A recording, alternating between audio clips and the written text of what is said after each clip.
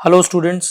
तो आज हम पाथफाइंडर का सिस्टम ऑफ पार्टिकल्स और जिसमें इम्पल्स से रिलेटेड क्वेश्चंस और मोमेंटम कंजर्वेशन से रिलेटेड क्वेश्चंस हैं उसमें हम क्वेश्चन नंबर 14 देख रहे हैं। क्वेश्चन नंबर 14 देखिएगा क्या कह रहा है question. A toy familiar to letter H in shape is made by fixing two identical cylinders at the ends of a light rod of length L. ये एक रॉड है एल लेंथ की जिससे हमने दो सिलेंडर कनेक्ट किए हुए हैं। ऐसे एक ही सिलेंडर है और इसी तरीके से एक और सिलेंडर हमने कनेक्ट किया हुआ है with the help of a rod. ठीक है, शायद आपने इस तरीके का कुछ खिलौना या एक टॉय कभी देखा हो। The toy is placed on a frictionless horizontal floor which terminates into a uniform frictionless slope of inclination theta। ये जो फ्लैट सरफेस है ये एक थीटा एंगल वाले इंक्लाइन में कन्वर्ट हो रही है यहाँ पर, right. Cylinders are parallel to the line joining the floor and the slope. मतलब सिंपल है, ये जो सिलेंडर्स हैं ये अंदर की तरफ ऐसे रखे हुए हैं ग्राउंड पर, दूसरा सिलेंडर भी कुछ इस तरीके से रखा हुआ है। ठीक है, इस तरीके से कनेक्टेड है। Find the range of velocity given to the toy towards the slope so that it can rise completely on the slope. Collisions of the cylinder with the slope are perfectly inelastic। ये जो cylinder है इस cylinder का इस slope से जो collision होगा वो परफेक्टली इनइलास्टिक है। और हम जानते हैं इनइलास्टिक कोलिजन में जो सेपरेशन स्पीड होती है वो जीरो होती है। मतलब ये जो सिलेंडर होगा after collision with the inclined it will try to rise in this manner with some changed speed, let's say that is v1, right। तो ये वाला जो सिलेंडर है इस तरीके से राइज करेगा इंक्लाइन पर विद स्पीड v1।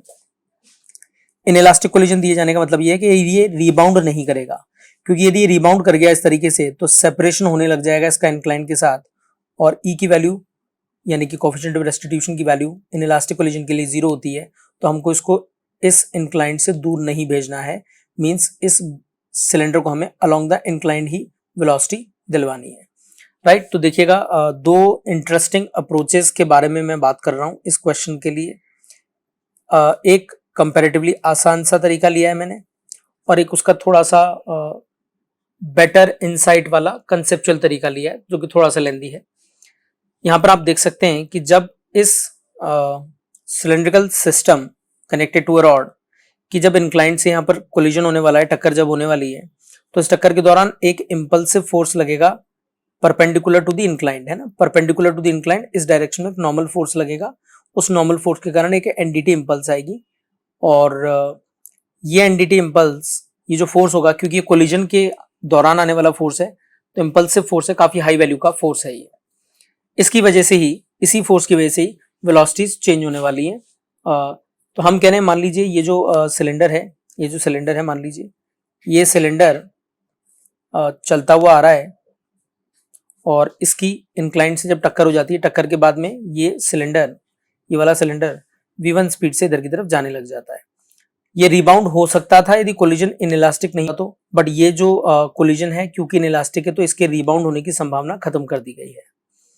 तो ये जो सिलेंडर है इस तरीके से v1 वेलोसिटी से ऊपर चल रहा होगा, और जो पीछे वाला सिलेंडर है वो क्योंकि इस रॉड की मदद से इस आगे वाले सिलेंडर से कनेक्टेड है, रॉड की लेंथ छोटी या बड़ी हो नहीं सकती, v1 स्पीड का आगे की तरफ कॉम्पोनेंट आएगा v1 cos थीटा। तो ये जो पीछे वाला सिलेंडर है इसको भी टक्कर के जस्ट बाद इसी v1 cos थीटा स्पीड से चलना पड़ेगा, अदरवाइज रॉड की लेंथ चेंज होने लग जाएगी, विच इज नॉट पॉसिबल। बात सुनिएगा वापस क्या कह रहा हूं मैं। टक्कर के जस्ट बाद, जस्ट आफ्टर कोलिजन, इसकी स्पीड v1 हो गई है इस तरफ, और इसकी स्पीड हमें v1 cos थीटा माननी पड़ेगी क्योंकि इस v1 स्पीड का आगे कंपोनेंट v1 cos थीटा है, तो इसकी स्पीड भी आगे की तरफ v1 cos थीटा मानेंगे हम। अब देखिए, क्योंकि जो कोलिजन के दौरान जो मेजर फोर्स इन्वॉल्व है, इंपल्सिव फोर्स जो इन्वॉल्व है, वो इस जे की डायरेक्शन में यानी इस नॉर्मल की डायरेक्शन में है, तो हम इस डायरेक्शन के परपेंडिकुलर यानी कि अलोंग द इंक्लाइंड हम मोमेंटम कंजर्वेशन लगा सकते हैं। तो अलोंग द इंक्लाइन पुरानी वेलोसिटियां कितनी थी और नई वेलोसिटीज कितनी हैं उसको देख करके हम मोमेंटम कंजर्वेशन लगाएंगे। किस डायरेक्शन में लगाएंगे? इस डायरेक्शन में लगाने वाले हैं। तो देखिए, इनिशियली v नॉट वेलोसिटी और इस वाली v नॉट वेलोसिटी का थीटा एंगल और थीटा एंगल होने के कारण इधर की तरफ जो मोमेंटम होगा दोनों बॉल्स का वो होगा m v not cos theta. दोनों बॉल्स का देखना है तो 2m v not cos theta हो जाएगा। इस वाली बॉल का तो पूरा मोमेंटम m v1 इधर ही है और इस वाली का mv1 cos थीटा का भी एक और cos थीटा आ जाएगा क्योंकि एंगल थीटा बन रहा है। आई थिंक मेरी बात क्लियर है। इसका v0 cos थीटा, इसका भी v0 cos थीटा आएगा लीनियर मोमेंटम। तो मैं लीनियर मोमेंटम कंजर्वेशन दिखा रहा हूं आपको। 2m v0 cos थीटा, ये किस बॉल के लिए लिखा है अपन ने, मैं यहाँ पर मेंशन कर देता हूँ। ये v0 स्पीड वाली बॉल है और इनका इस डायरेक्शन में मोमेंटम कंजर्वेशन लिख रहे हैं। तो मोमेंटम लिख दिया हमने इस डायरेक्शन में इन दोनों इनिशियल बॉल्स का, इनिशियल सिलेंडर्स का। बाद में यदि हम बात करें आफ्टर कोलिजन, इसकी स्पीड v1 पूरी की पूरी इस तरफ है और इसकी स्पीड हमने कहा था, ध्यान हो आपको, तो v1 cos थीटा। और v1 cos थीटा का इधर कंपोनेंट क्या आएगा, v1 cos थीटा का भी एक और cos थीटा, यानी v1 cos स्क्वायर थीटा। तो ये देखिए mv1 इस वाली बॉल के लिए हमने लिखा है, mv1 cos थीटा का भी cos थीटा हमने इस सेकंड वाली बॉल के लिए लिखा है। तो इस इक्वेशन को थोड़ा सिंप्लीफाई करेंगे तो हमारे पास ये रिजल्ट आ जाएगा। इस तरीके से आप देख सकते हैं। इसके बाद हमें क्या करना है, इसके बाद हमें सिंपल एनर्जी कंजर्वेशन लगा देना है, क्योंकि हम ये चाहते हैं कि ये जो सिलिंड्रिकल सिस्टम है, ये जो सिलिंड्रिकल सिस्टम है, ये इस पोजीशन से इस पोजीशन में पहुंच जाए, ऐसी कुछ पोजीशन में पहुंच जाए और फाइनली स्टॉप हो जाए। फाइनल वेलोसिटी हम चाहते हैं 0 हो जाए। तो जब ये फाइनली यहाँ पर पहुंच जाएगा, क्योंकि हमें क्वेश्चन में ये कहा गया है कि किस स्पीड से हम इसको प्रोजेक्ट करें v0 से, so that it can stay in this position, यहाँ तक ये पहुंच जाए। तो इसकी स्पीड 0 हो गई है, इसकी स्पीड भी 0 हो जाएगी, तो काइनेटिक एनर्जी फाइनली 0 होगी। बट आप देख सकते हैं जो फर्स्ट वाली सिलेंडर है, फर्स्ट वाला जो सिलेंडर है, उसके पास कुछ हाइट आ गई है, और क्योंकि ये रॉड की लेंथ l थी, तो ये जो हाइट आएगी इसके पास वो कितनी आएगी, l sin थीटा आने वाली है। तो इसकी पोटेंशियल एनर्जी कितनी हो जाएगी, इस वाले सिलेंडर की mg l sin थीटा हो जाएगी। और ये कहाँ से आएगी, इन दोनों की काइनेटिक एनर्जी के डिक्रीमेंट से आएगी। तो लिख देते हैं हम एनर्जी कंजर्वेशन से। ये देखिएगा, ये l sin थीटा हाइट हमने अचीव कर ली है। और एनर्जी कंजर्वेशन के हिसाब से यदि हम बात करें तो इस वाली, ये वाला जो सिलेंडर था, इस वाले सिलेंडर ने यहाँ पर v1 स्पीड पकड़ी थी, इसके पास v1 cos थीटा स्पीड थी। तो v1 स्पीड के कारण काइनेटिक एनर्जी ये लिखी हुई है, v1 cos थीटा स्पीड के कारण काइनेटिक एनर्जी ये लिखी हुई है, और ये सारी की सारी एनर्जी हमें पोटेंशियल एनर्जी में कन्वर्ट करनी है mgl sin थीटा में। तो कुल मिला के हमारे पास यहाँ पर m से m हमने कैंसिल किया हुआ है, 2 को इधर भेज दिया है, तो ये 2gl sin थीटा हो जाएगा। तो यहाँ पर v1 स्क्वायर की वैल्यू में मिल जाएगी 2gl sin theta upon 1 plus cos square theta. इस इक्वेशन 1 और 2 को यदि हम सॉल्व करते हैं तो सॉल्व हमें कैसे करना है, बड़ा सिंपल है। सॉल्व कैसे करना है देखिएगा, हमें निकालनी है v0 की वैल्यू, तो यहाँ से v1 की वैल्यू हम पिक करेंगे और इस v1 की वैल्यू को हम यहाँ पर पुट कर देंगे, v1 की वैल्यू को यहाँ पर पुट कर देंगे।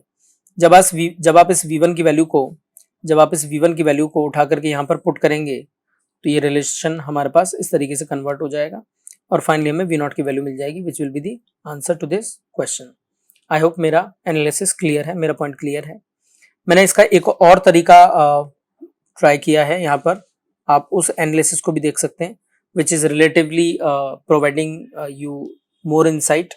So this method is relatively longer but more insightful, right. तो देखिएगा क्या करें हम यहाँ पर, जैसा मैंने आपको बताया था कि जब ये वाला सिलेंडर यहाँ पर स्ट्राइक करेगा तो एक एनडीटी इम्पल्स यहाँ पर आने वाली है, नॉर्मल फोर्स आएगा, उस नॉर्मल फोर्स की एक इम्पल्स आएगी एनडीटी। इस एनडीटी इम्पल्स के 2 कॉम्पोनेंट होंगे, एक होगा पीछे की तरफ और एक होगा ऊपर की तरफ। इस ऊपर वाले कॉम्पोनेंट ने v1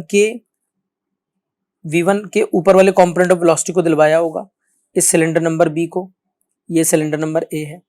देखिएगा मैं सिलेंडर ए और बी की अलग अलग बात करता हूँ। आप देख सकते हैं यहाँ पर कि इसके पास v1 स्पीड आ गई है, इसके पास आगे की तरफ हमने कहा था v1 cos थीटा स्पीड आ गई है।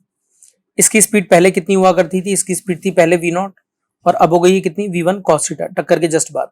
तो इसकी स्पीड कम हो गई है, किसने कम की होगी इसकी स्पीड, टेंशन ने कम की होगी, रॉड के अंदर आने वाली टेंशन ने, और वो इम्पल्स होगी टेंशन की टीडीटी, जिसने इसका विरोध किया और इसकी स्पीड v1 cos थीटा बना दी v0 से। तो इसका इनिशियली मोमेंटम था mv0 और फाइनली इसका मोमेंटम हो गया mv1 cos थीटा। ये काम किसने किया, टीडीटी ने किया है। तो हम लिख देते हैं सिलेंडर नंबर ए के लिए इम्पल्स वाली इक्वेशन, तो mv0 इनिशियल मोमेंटम था, टेंशन की इम्पल्स ने विरोध किया, is equal to mv1 cos theta, हमें फाइनली मोमेंटम मिल गया। इसी तरीके से हम सेकंड वाली जो सिलेंडर है, बी वाला सिलेंडर, इसकी बात करें। इस बी वाले सिलेंडर को हमने इधर की तरफ v1 वेलोसिटी दिलवा दी है। इस v1 वेलोसिटी दिलवाने से पहले इसकी वेलोसिटी थी पीछे की तरफ, आगे की तरफ थी कितनी, v0। और अब इसकी आगे की तरफ वेलोसिटी हो गई है कितनी, v1 cos थीटा। तो ये इसकी वेलोसिटी में बदलाव आया है बी वाले सिलेंडर की। तो हम इस बी वाले सिलेंडर के लिए इक्वेशन लिखने का ट्राई करते हैं एक बार। बी वाले सिलेंडर पे दो फोर्स लग रहे हैं, एक लग रहा है टीडीटी के इम्पल्स और एक लग रही की एनडीटी की इम्पल्स पीछे की तरफ। तो यदि हम सिलेंडर बी के लिए बात करें तो इसका इनिशियली मोमेंटम था mv not, NDT sine theta impulse लगी क्योंकि एनडीटी इधर है। एनडीटी का पीछे आप कंपोनेंट चेक करेंगे तो ये एनडीटी का कंपोनेंट पीछे की तरफ आएगा एनडीटी साइन थीटा, ये कंपोनेंट एनडीटी साइन थीटा आएगा और टेंशन की इम्पल्स इस पे लगेगी टीडीटी के रूप में आगे की तरफ। तो impulse equation for cylinder B is mv naught आगे, एनडीटी साइन थीटा पीछे, टीडीटी आगे और फाइनली इसका x में वेलोसिटी कितनी हो गई है, v1 वेलोसिटी तो इसकी हमने इधर ली है बट इसकी वेलोसिटी यदि x में देखी जाए तो वो हो गई है कितनी, v1 cos थीटा। तो फाइनली इसका मोमेंटम हो गया होगा x में कितना, mv1 cos थीटा। तो हमने यही लिखा है, इनिशियल मोमेंटम नॉर्मल की इम्पल्स ने विरोध किया, टीडीटी की इम्पल्स ने हेल्प की या टेंशन की इम्पल्स ने हेल्प की और फाइनली इसकी स्पीड हो गई है mv1 cos थीटा। यदि हम इन दोनों इक्वेशंस की बात करें, चलिए एक और बात कर लेते हैं। सिलेंडर बी की वाई डायरेक्शन में इक्वेशन और लिखते हैं। वाई डायरेक्शन में आप देख सकते हैं ये एनडीटी का इस तरफ आया था कंपोनेंट, एनडीटी का पीछे की तरफ कंपोनेंट साइन थीटा था, एनडीटी का ऊपर की तरफ कंपोनेंट आएगा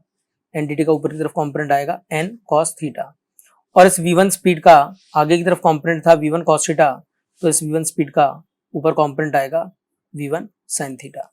ये v1 sin थीटा जो स्पीड आ गई है वाई डायरेक्शन में, ये किसने दिलवाई है, इस वाली इंपल्स ने दिलवाई है जो कि किस डायरेक्शन में है, वाई डायरेक्शन में। तो हम लिख सकते हैं एनडीटी cos थीटा का इंटीग्रेशन यानी एनडीटी cos थीटा वाली impulse is equal to mv1 sin theta.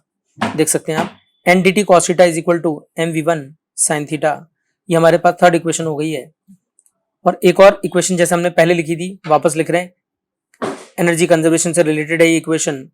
हम लिख रहे हैं इसमें कि ये जो बॉल है इसके पास v1 स्पीड इधर है, v1 cos थीटा ये वाली स्पीड है, दोनों स्पीड की वजह से कुछ काइनेटिक एनर्जी होगी और वो काइनेटिक एनर्जी कन्वर्ट हो जाएगी पोटेंशियल एनर्जी में जो कि mgl sin थीटा होने वाली है, जैसा कि हमने पिछले मेथड में भी देखा था।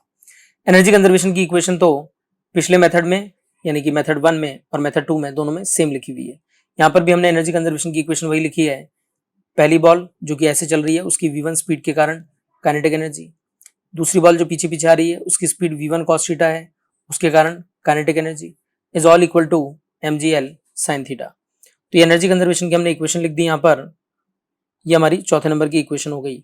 जब आप चारों इक्वेशंस को सॉल्व करेंगे you will again get the same answer, gl sin theta 1 plus cos square theta upon 2 cos square theta and पूरे का under root. Same answer you will get by solving these 4 equations. तो I hope जो मैंने आपको बताया है तरीका, दोनों ही तरीके आपको कंफर्टेबल लगे होंगे। खास तौर पर पहला वाला जो तरीका था उसमें हमने थोड़ा सा शॉर्ट में कर दिया, आई मीन एक पेज के अंदर ही हमने सॉल्यूशन बना दिया। हमने बस ये कहा कि नॉर्मल का फोर्स जो आ रहा है वो इस तरफ आ रहा है, नॉर्मल का फोर्स इस तरफ आ रहा है तो इस डायरेक्शन में लीनियर मोमेंटम कंजर्वेशन लगा सकते हैं। अब आप में से कुछ लोगों के मन में आ रहा होगा कि सर यहाँ पर भी तो इस वाली बॉल पर या इस वाले सिलेंडर पर एक नॉर्मल फोर्स आ रहा होगा ग्राउंड का, फिर इस नॉर्मल फोर्स को ग्राउंड वाले को n1 dt बोल देते हैं, तो उस n1 dt की इंपल्स भी तो आएगी और ये जो n1 dt ग्राउंड वाला फोर्स है इसके रहते आप इस डायरेक्शन में लीनियर मोमेंटम कंजर्वेशन कैसे लगा सकते हैं इस डायरेक्शन में। तो इसके लिए मैं आपको कहना चाहूंगा कि ये जो नॉर्मल फोर्स है जो कि ग्राउंड ने लगाया हुआ है बॉल पर वाई डायरेक्शन में, वो नॉर्मल फोर्स की वैल्यू, उस नॉर्मल फोर्स की वैल्यू mg ऑफ बॉल के या mg ऑफ सिलेंडर के बराबर है। तो ये जो फोर्स है वाई डायरेक्शन में ग्राउंड की वजह से लगने वाला नॉर्मल फोर्स, ये कैसा फोर्स है, ये नॉन इम्पल्सिव फोर्स है। और जबकि ये वाला जो इम्पल्स आई है, ये वाला जो नॉर्मल फोर्स आया है जिसमें कि सिलेंडर बी इस दीवार से टकराया है, ये वाला जो नॉर्मल फोर्स है ये इम्पल्सिव है, ये बहुत शॉर्ट ड्यूरेशन के लिए आया है, टक्कर के दौरान आने वाला नॉर्मल था, ये बहुत ही शॉर्ट ड्यूरेशन के लिए आया है और बहुत ही हाई वैल्यू का इम्पल्सिव फोर्स है n2, बहुत ही हाई वैल्यू वाला फोर्स है। जबकि ये एक साधारण सा फोर्स है which is non impulsive in nature. तो इस n1 की जो इम्पल्स होगी इस डायरेक्शन में, उसको आप इस डायरेक्शन में आप उस n1 की इम्पल्स को बहुत कम टाइम के लिए यदि आप कैलकुलेशन कर रहे हो, चेक कर रहे हो, मोमेंटम कंजर्वेशन अपन जस्ट टक्कर इंक्लाइन की टक्कर होने से पहले और टक्कर होने के जस्ट बाद कैलकुलेट कर रहे हैं, तो उस दौरान जो डेल्टा टी होगा वो बहुत कम होगा।